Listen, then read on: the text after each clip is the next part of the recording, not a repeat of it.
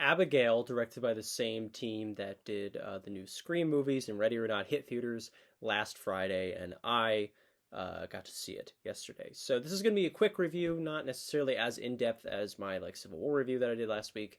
I just want to say thank you to you guys for kind of blowing that video up and it being the most viewed video on my channel. Getting me to almost 100 subscriber count, which is awesome. So anyway, I just wanted to say thank you. If you're a new viewer, thank you for jumping in. So I wanted to talk about this movie because well, one, I needed something to review, but also I was very intrigued by the trailer. I love schlocky, kind of very gory, very ludicrous horror movies. Like, I love seeing them in the theater. I love experiencing them with friends, even if they're awful. Like, I enjoyed my time with stuff like Insidious 5 or Exorcist Believer or the new Halloween movies, stuff like that. I love that stuff because it's so, to me, it's always entertaining, no matter how bad those movies can be. And those are all, middling to awful movies, from a quality perspective, but they're all so much fun to watch, and I think that they are great with a crowd. Now, the team behind this movie, I don't remember either of their names, but they are kind of spearheading this new, I guess, style of horror film that is very, for lack of a better term, millennial. It's very, like, I don't know, self-referential, and all of the characters are sarcastic, and it's never taking itself overly seriously. And I guess that works for Scream, which, I'm not really the biggest fan of Scream 5 or 6. I think they're both fine movies. I think Ready or Not is an okay movie. It works for their fans in this style, but it wears thin very quickly. And I think that with Abigail specifically, it wore thin like that. Yeah, I did not like this movie even a little bit. There were moments that I enjoyed. There were little motifs that I kind of liked. But overall, wow, Abigail was just not the experience I wanted from it. For me, there were three main reasons why Abigail didn't work.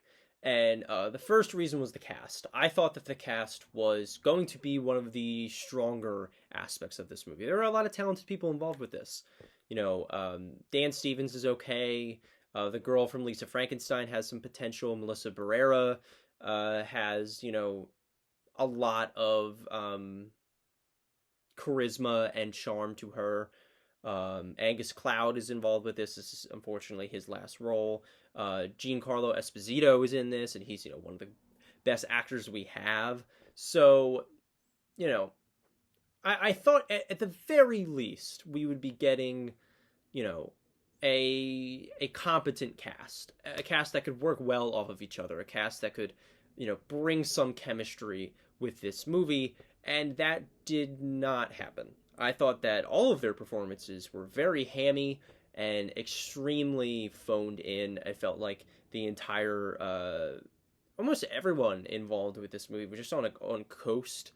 I think that they really did not know what they wanted this movie to be, and it kind of had a trickle down effect, and it hit the cast the hardest, I would say, because they all just give such phoned in and incredibly not their performances. And like at their best is like Melissa Barrera, who's just doing normal Melissa Barrera things. She's fine.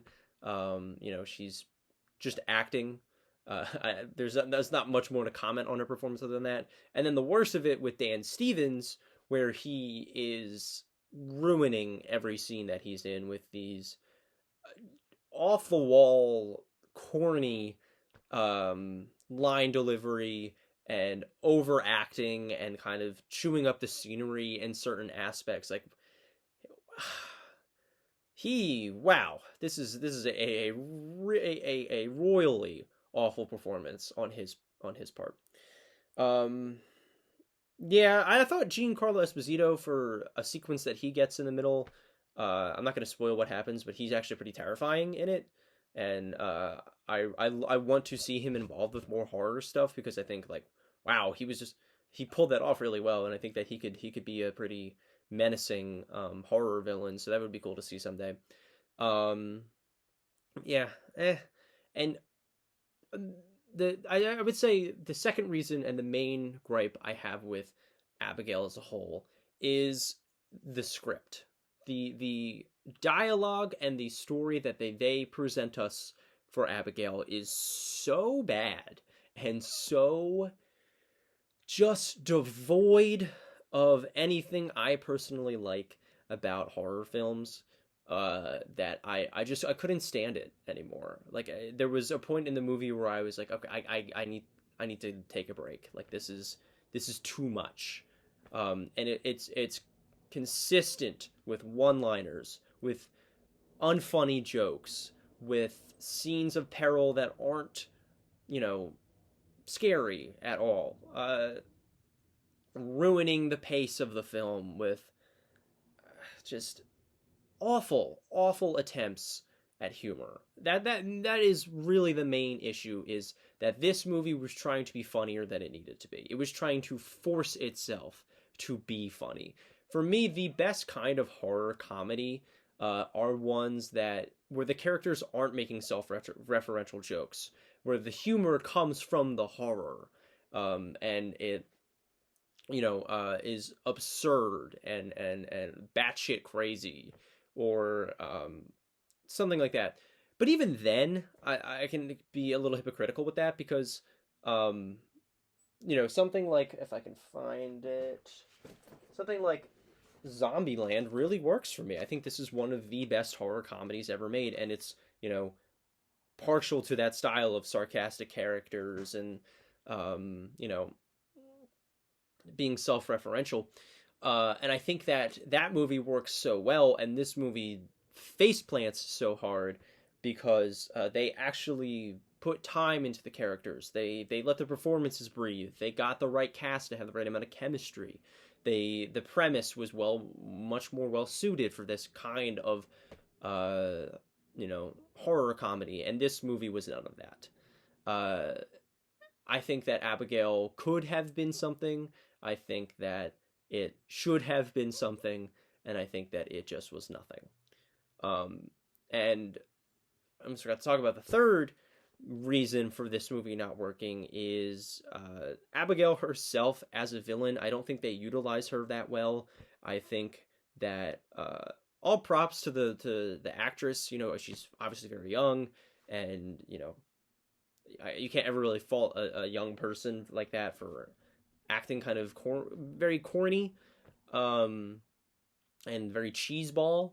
But with this movie, I think that the way they use her as a villain kind of worked to their detriment. I think they let her talk too much. I think they let her have too much of a personality. And I think that letting her be more of this supernatural creature and being odd and kind of unpredictable would have been better. I don't know. I felt like they wrote her character in a way that was very not suitable for the movie. So I had a lot of issues with Abigail. I really couldn't find that much positivity about it. I mean, I liked the soundtrack. I thought that the score was kind of cool and eerie and creepy. I think that some of the gore is fun.